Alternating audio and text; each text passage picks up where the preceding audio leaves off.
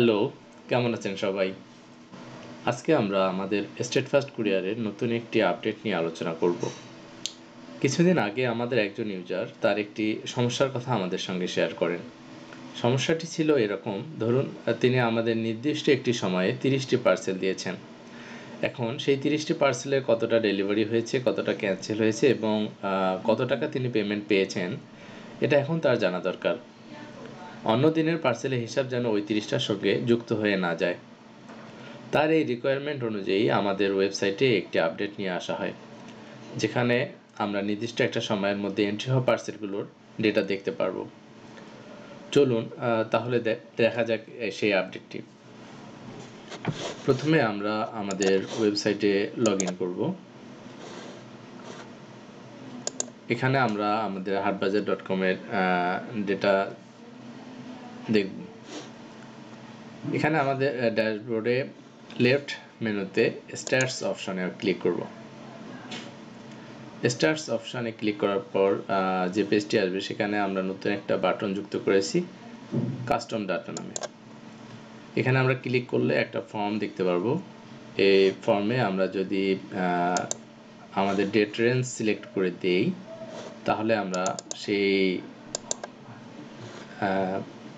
রেঞ্জের মধ্যে এন্ট্রি হওয়া পার্সেলগুলোর ডেটা দেখতে পারবো। তো এখানে আমরা সেপ্টেম্বরের 20 তারিখ থেকে বর্তমান সময় পর্যন্ত যদি দেখতে চাই, তাহলে সিলেক্ট করে দিয়ে সাবমিট করলে এখানে আমরা দেখতে পারবো টোটাল কতটা পার্সেল দেওয়া হয়েছে। 6টা পার্সেল, 5,490 টাকা। টোটাল ডেলিভার্ড 6টা, 5,490 টাকা। এখানে আমরা যদি এর আগের ডাটাগুলো দেখতে চাই, ধরুন ফেব্রুয়ারি মাসের 1 তারিখ থেকে ফেব্রুয়ারি মাসের 29 তারিখ পর্যন্ত,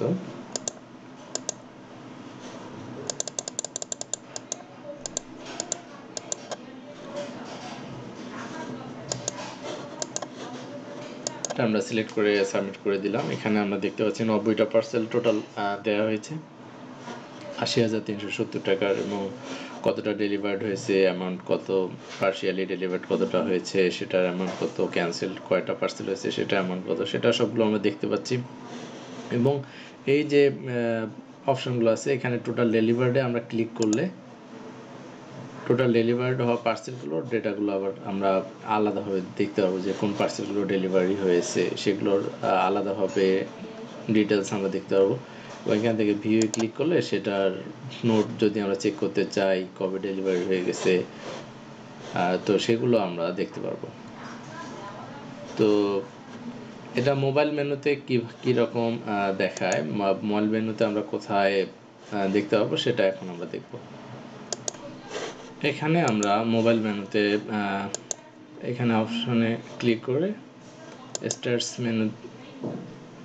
স্ট্যাটস অপশনে ক্লিক করার পর কাস্টম ডাটা ঠিক আগের মতোই সিলেক্ট করে যদি আমরা সাবমিট করি, তাহলে আমরা দেখতে পারবো সব ডাটা।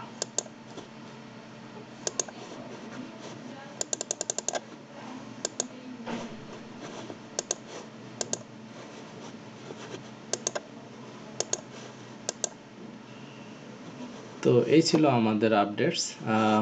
পরবর্তী কোনো আপডেটস নিয়ে আবার আমরা কোনো একটা ভিডিও করে নিয়ে আসবো। তো সবাই ভালো থাকবেন, এই অপশনটা চেক করে আমাদেরকে ফিডব্যাক জানাবেন। ধন্যবাদ সবাইকে।